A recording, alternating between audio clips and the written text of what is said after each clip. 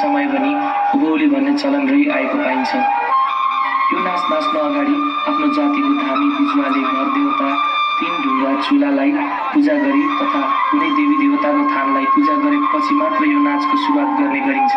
अरू नृत्यकारहरू ढोल झ्याम्टा बोकी सामूहिक रूपमा विभिन्न सिद्धिहरू गर्दै यो नाच नाच्ने गरिन्छ। प्रस्तुत छ रमाइलो चण्डी साकेला नृत्य।